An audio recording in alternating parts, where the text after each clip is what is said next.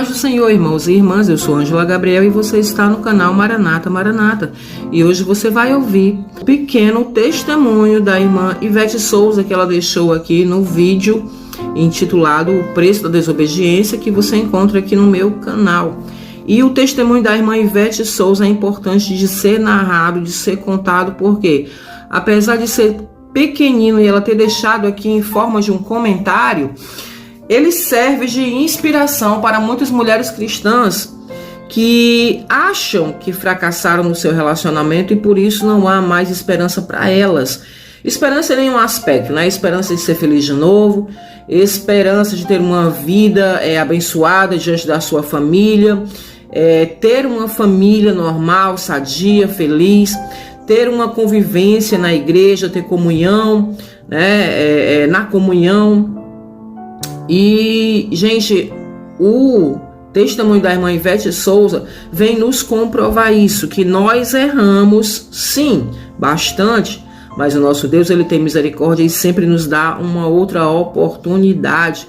Então, veja bem o testemunho da irmã Ivete Souza, onde você pode perceber a grande misericórdia do Senhor. Que aqui nesse testemunho o nome do Senhor Jesus ele seja exaltado, porque a sua misericórdia dura para sempre. Amém? A irmã Ivete Souza, ela começa assim: é verdade, a gente paga muito caro pelas escolhas erradas, e principalmente quando desobedece a Deus e aos nossos pais. A palavra do Senhor diz que esse é o primeiro mandamento com promessa, né? Honra teu pai e tua mãe para que seus dias sejam longos na terra, tu viva muito, tu viva bem. Então, para que nós tenhamos a bênção de Deus nessa terra, primeiramente nós temos que obedecer ao nosso pai e à nossa mãe, porque Deus usa o nosso pai e a nossa mãe para nos instruir. Os jovens precisam saber disso e ouvir isso. Quer ouvir a voz de Deus, jovem? Ouça seu pai e sua mãe. Amém? E se você obedecer, você vai ser abençoado, você será abençoado. E ela frisa isso aqui logo no início do testemunho. Ela diz que a gente paga um preço muito alto pelas nossas escolhas erradas e quando nós desobedecemos aos nossos pais. E aí ela continua: eu me batizei na congregação cristã, ou seja, na CCB, com 12 anos, mas eu não era convertida. Ela fala do novo nascimento, tá, gente? Estar na igreja, frequentando é uma coisa, e nascer de novo é outra. Mas Paulo, na Bíblia Sagrada, ele diz: o que importa realmente, o importante é nascer de novo. Então ela está completamente certa.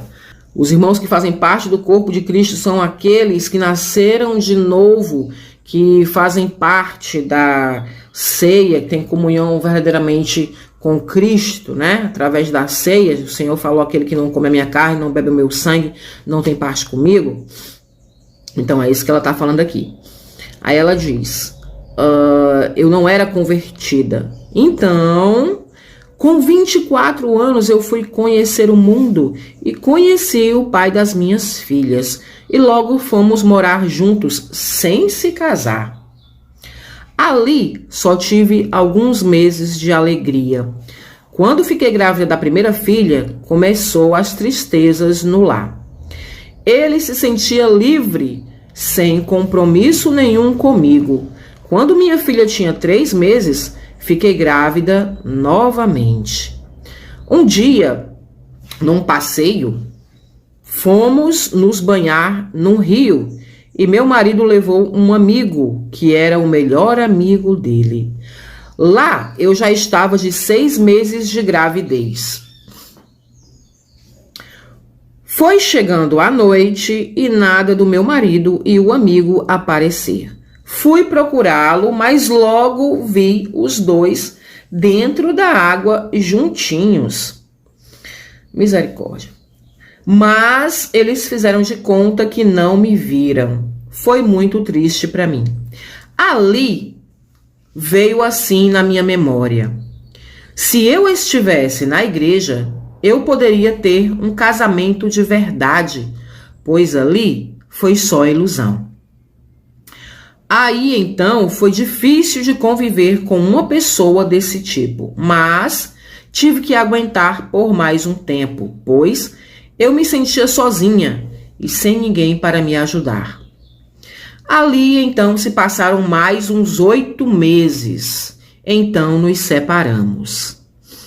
Se passaram mais 2 anos e, como eu estava longe da presença de Deus, conheci uma outra pessoa e acabei ficando com ele. Apenas uma vez. E novamente engravidei. Olha, gente, ficou com a pessoa uma vez somente e engravidou. Meu Deus, como é complicado isso, né? Olha a situação difícil em que a nossa irmã estava. Ali, então, fiquei com 3 filhos para criar sozinha. Foi difícil, mas o nosso Deus nunca me desamparou. Gente, isso aqui é verdade. E deixa eu abrir um parêntese para falar, porque eu preciso falar. Eu escolhi narrar aqui o pequeno testemunho dessa irmã para você, mulher cristã, para que você entenda que Deus é Deus, primeiramente porque Ele tem uma misericórdia que nós não conseguimos entender, foge do nosso raciocínio. Nós, com a nossa mente finita, humana, limitada, não conseguimos compreender o grande amor de Deus pela nossa vida. Apesar dos nossos erros e falhas, o nosso Deus está sempre querendo nos dar uma segunda, uma terceira, uma quarta, uma quinta oportunidade. Agora, nós, seres humanos, estamos ligados a regras. E muitas vezes, por causa de regras e tradições, nós não aceitamos que Deus possa conceder mais uma oportunidade a alguém. E às vezes até nos escandalizamos. Mas o Senhor, meus irmãos, Ele prioriza a vida do ser humano mais do que qualquer outra coisa, mais do que tradições, né? Então, o nosso Deus está sempre ali para estender a mão, para nos levantar, escrevendo uma nova história para nós, se assim nós estivermos dispostos a abandonar o passado e a nos perdoarmos, porque às vezes as pessoas não nos perdoam, nós não nos perdoamos, quando Deus já nos perdoou. Porque a partir do momento que você se arrepende, Deus perdoa.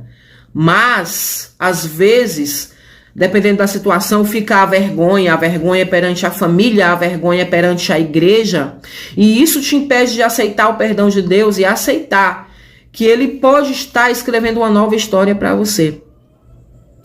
Então, a nossa irmã, ela diz, foi difícil, mas nosso Deus nunca me desamparou. Então, o primeiro esposo dela a desamparou. O segundo engravidou ela e também a desamparou. Ela ficou sozinha com 3 filhos. Imagina o que é uma mulher sozinha com 3 filhos, irmãos, para criar aqui nesse nosso mundo, na nossa sociedade. Mas vamos lá. E a nossa irmã continua. Ela diz, mais uma vez, note isso bem. Foi difícil, mas o nosso Deus nunca me desamparou. Ele não olha pelas nossas fraquezas. Um dia veio um irmão e pregou para mim. Não sei se ela quis dizer pregou ou profetizou. Mas aí ela diz. Ele disse, olha para os seus filhos e volta para a casa de Deus. Nessa hora eu disse, sou um caso perdido. Não tenho coragem de voltar, pois lá todos me conhecem e vão falar de mim.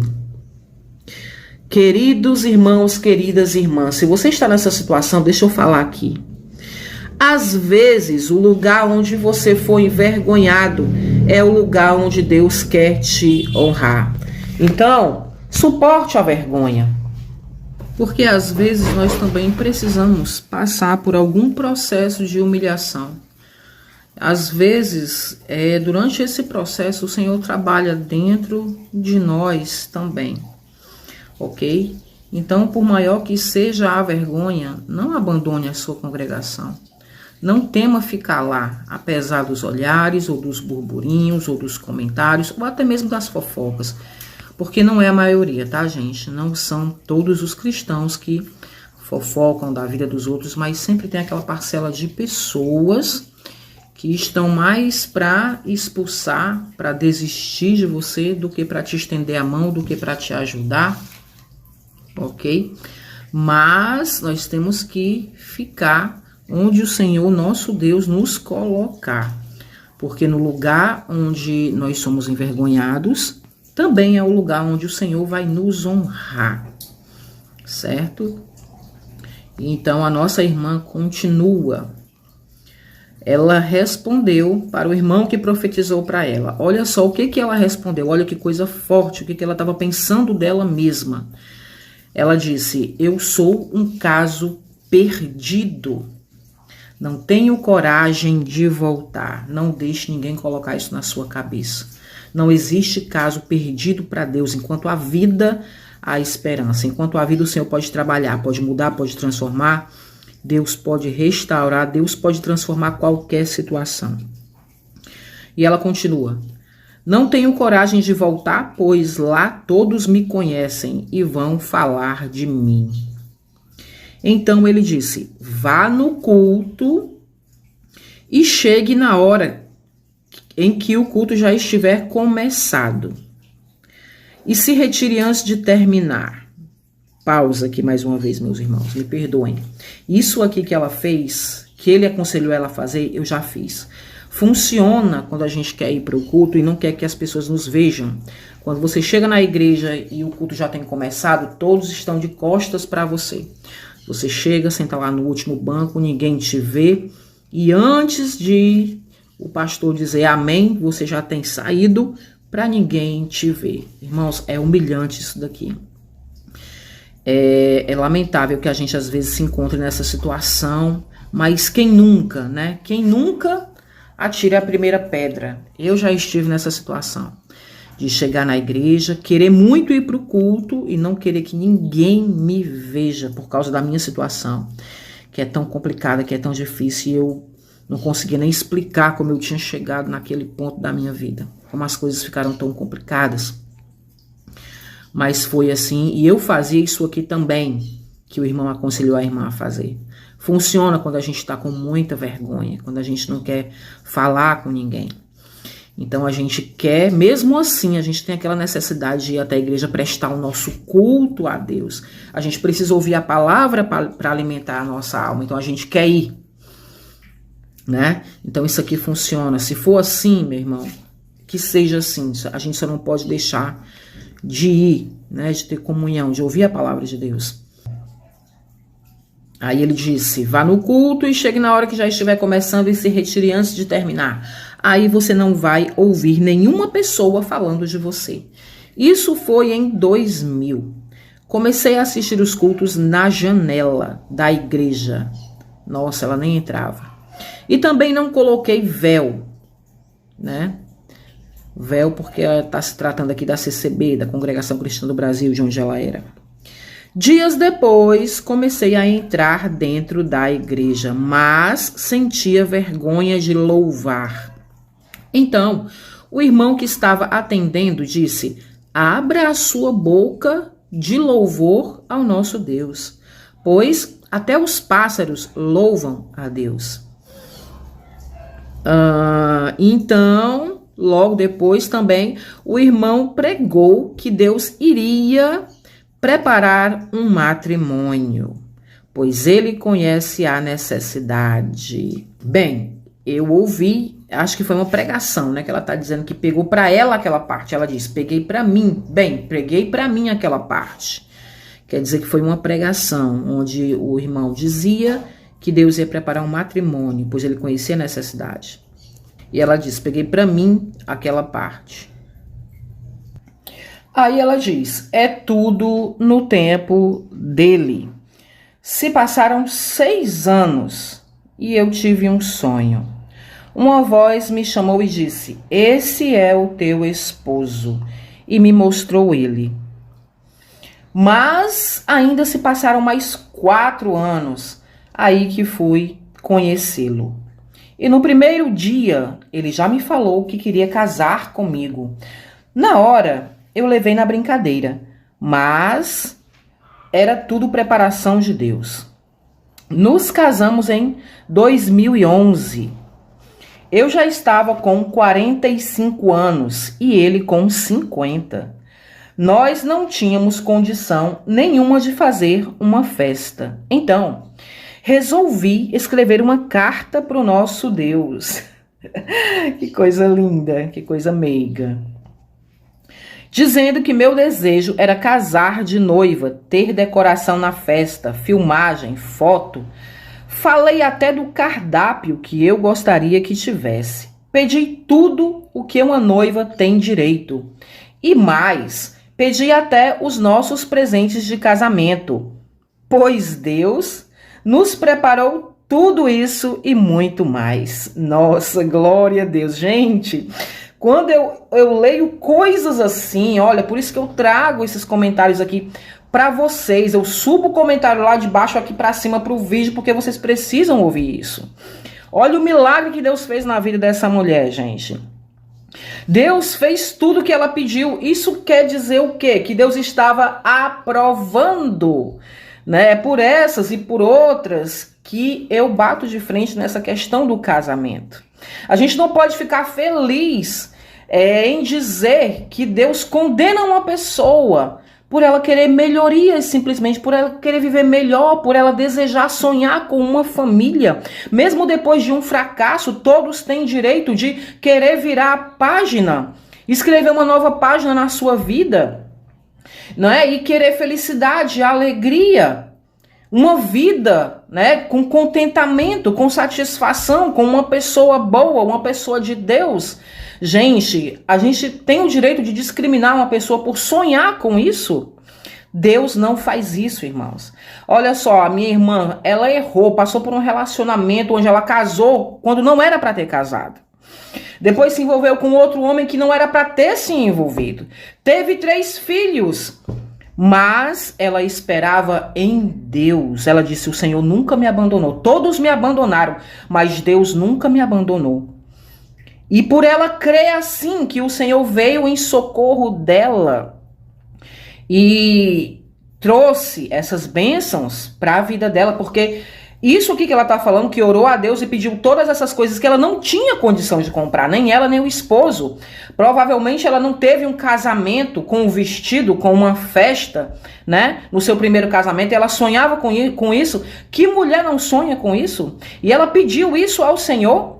E qual foi a resposta de Deus à oração dela? Deus deu isso, tudo que ela pediu e muito mais. Ela diz, pois Deus preparou tudo e muito mais, né? Porque Deus faz mais do que nós pedimos ou pensamos. Então me responda aí, aqui foi Deus ou foi o Satanás? Desde quando o Satanás dá algo bom para alguém, né? E aí agora a gente tem que ficar questionando a vida da irmã, tem que insistir aqui, dizer para ela que não, irmão, seu segundo casamento ou terceiro não é de Deus, é do diabo, você tem que passar o resto da sua vida infeliz porque você errou. Deus é assim? Não, irmão. Esse pensamento mesquinho é só do ser humano. É só do ser humano. Deus, os pensamentos de Deus são mais do que nós podemos imaginar. Os caminhos de Deus são mais altos do que o nosso. Nós somos pequenos e miseráveis a ponto de às vezes desejar a miséria do outro para que a gente possa abrir a boca e dizer que a gente estava certo. Mas Deus, irmãos, não é assim. Deus abençoa, Deus atende, Deus tem misericórdia. O que é misericórdia? É dar para a pessoa aquilo que ela não merece. A irmã errou tanto, ela merecia uma coisa boa? Não.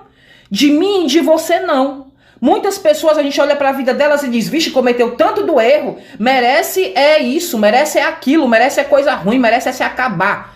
Deus não vê assim, não.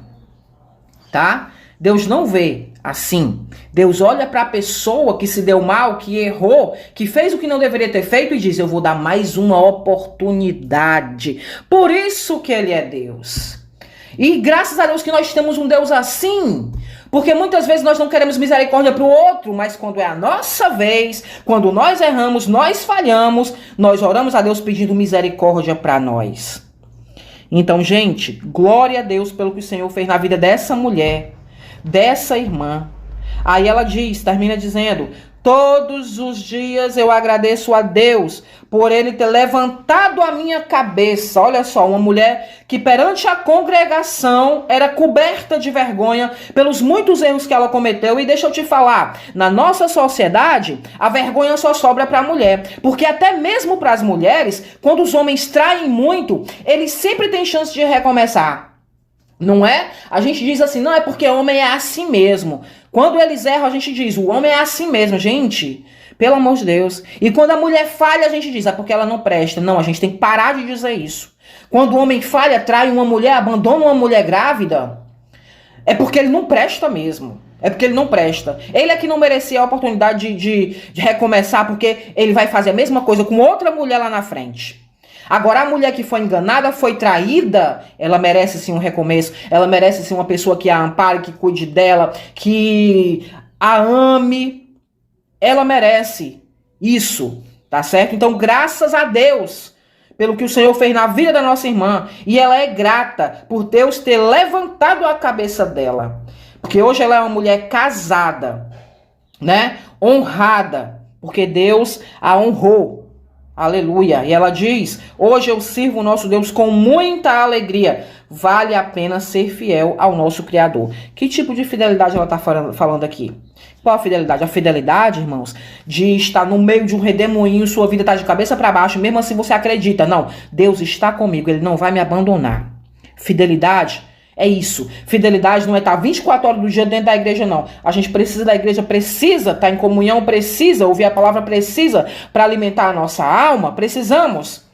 Mas a verdadeira fidelidade é, mesmo quando você não pode ir para a igreja, está coberto de vergonha, está se achando a última pessoa do mundo, a mais culpada, você ainda crê que Deus pode fazer algo na sua vida. Você acredita que Ele é misericordioso e Deus vem e honra a sua fé. Louvado seja o nome do Senhor. Então, queridos e queridas irmãs, nesse pequenino testemunho aqui da minha irmã, a irmã Ivete Souza, eu tiro muitas lições, primeiramente porque imagina quantas mulheres não estão na mesma situação da nossa irmã Ivete Souza. Infelizmente, nem todas vão ter essa fé que a nossa irmã teve e vão se entregar, talvez, a uma vida que Deus não gostaria, porque vão desistir. Vão desistir, não vão voltar para a congregação, para a comunhão. Infelizmente, algumas vão permanecer lá fora, criar seus filhos no mundo, e não vai ser bom. Mas nós precisamos ser fiéis e acreditar que o nosso Deus é Ele quem pode levantar a nossa cabeça, escrever uma nova história para nós. Deus não é homem, irmãos. A palavra diz, Deus não é homem para que minta. Os homens mentem, enganam, abandonam, né? Mas Deus, Ele é bom, é maravilhoso. A palavra do Senhor diz, a sua misericórdia dura para sempre e se renova a cada manhã. A mensagem que eu quero deixar aqui para você é, não esqueça disso. Por mais complicada que esteja a sua situação, a palavra do Senhor diz que o nosso Deus, Ele é o Deus dos impossíveis. Não há impossíveis para Deus. Amém? Então, a irmã Ivete Souza, já quero te agradecer por você ter deixado escrito aqui o seu comentário, e foi um comentário bastante longo, deve ter dado muito trabalho, né? Gente, eu penso nisso quando eu leio os comentários, sabe? Por isso que eu agradeço tanto a vocês quando eu vejo um comentário longo desse aqui. Eu faço questão de dizer, minha irmã, meu irmão, muito obrigado por ter parado aí o que você estava fazendo e dedicado um pouquinho do seu tempo, gastado o seu tempo para vir aqui deixar esse comentário para nós, porque às vezes é um comentário muito rico, nos ensina muita coisa, mostra o agir de Deus na vida da pessoa e isso nos enche de esperança, certo? Então são preciosos esses comentários aqui dos nossos vídeos. Se você não lê, leia, ok? Então, minha querida irmã Ivete Souza, muito obrigado, que Deus te abençoe. Eu fico muito feliz por tudo que o Senhor fez na sua vida, amém? Louvado e agradecido seja o nome do Senhor, porque Deus é fiel. Então, fique com Deus, que Deus te abençoe. Esse foi o vídeo de hoje. E fiquem com Deus em nome de Jesus. Até o próximo vídeo. E não se esqueça de curtir esse vídeo, se inscrever no nosso canal e ativar o sininho para que você possa receber notificações de novos vídeos aqui no nosso canal. A qualquer momento, um vídeo novo aqui no canal. Amém? Fiquem com Deus em nome de Jesus. E que essa restauração, essa alegria, essa bênção, essa vitória venha também sobre a sua vida. Eu profetizo em nome de Jesus. Amém. Glória a Deus.